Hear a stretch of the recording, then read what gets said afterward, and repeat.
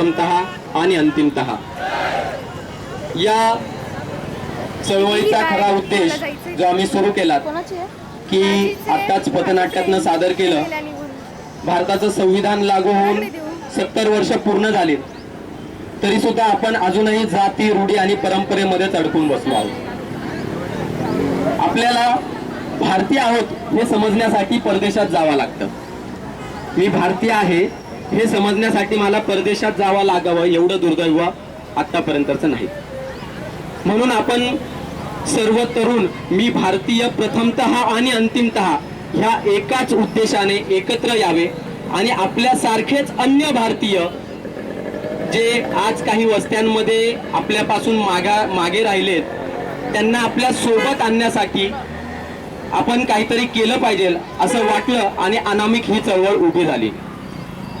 अनामिकच्या माध्यमातून आम्ही ठरवलं की आम्ही काय देऊ शकतो भारताच्या या सर्वसामान्य नागरिकांसाठी, या आमच्याच बांधवांसाठी।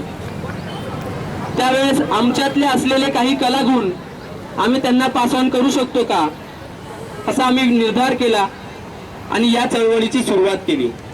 मग आमच्या मधलेच काही तरुण तुमच्याच सारखे काही विद्यार्थी पुढे आले आणि त्यांनी म्हणले की दादा मला खूप छान गाणं शिकवता येतं, तर मी या वस्तीतल्या झोपडपट्टीतल्या मुलांना मी गाणं शिकवलं तर चालेल का, त्यांचं करिअर आपण त्याच्यातनं घडवू शकतो का। तर अशी काही तरुण मंडळी याच्यातनं समोर आले आणि त्यांच्या माध्यमातून आम्ही गायनांचे क्लासेस मोफत या मुलांसाठी सुरू केलेत।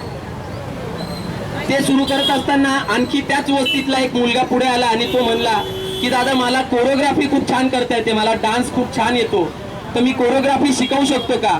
त्याला म्हणलो हरकत नाही, तू दुसऱ्या वस्तीमध्ये येऊन तू सुद्धा कोरिओग्राफी करू शकतो। त्या मुलांनी पुढे आला, त्यांनी दुसऱ्या मुलांना कोरिओग्राफी शिकवली आणि आज काही मुलं आपल्या स्वतःच्या व्यवसायासाठी तयार व्हावे असा आमचा मानस घेऊन आम्ही असे वेगवेगळे अभ्यासिका असेल, वाचनालय असेल, वेगवेगळे उपक्रम अनामिकच्या माध्यमातून करायचे ठरवले। अनामिकची सुरुवात खरं संविधान दिनानिमित्त आपण करावी, हा मोठा पहिल्यांदाच आपण रस्त्यावरती हा कार्यक्रम करतोय। यापूर्वी 2 वर्षापासून आपण वस्त्यांमध्येच फक्त आपली ऍक्टिव्हिटी चालू होती, आपण रस्त्यावरती उतरलो नाहीत। परंतु आम्हाला असं लक्षात आलं की आजही आम्हाला हात कमी पडतायत, आपल्याच बांधवांना बळकट करण्यासाठी आजही आम्हाला हात कमी पडतायत। म्हणून आम्ही रस्त्यावर उतरून या सगळ्या तरुणांना आव्हान करण्यासाठी उतरलोय की आपल्यामधला जो कलागुण आहेत, आपल्यातले जे प्लस पॉइंट आहेत ते आपल्याच बांधवांना आपण देण्यासाठी एकत्र यावं, या चळवळीसोबत जोडावं एवढंच आव्हान करतो। थांबतो। जय हिंद, जय भारत।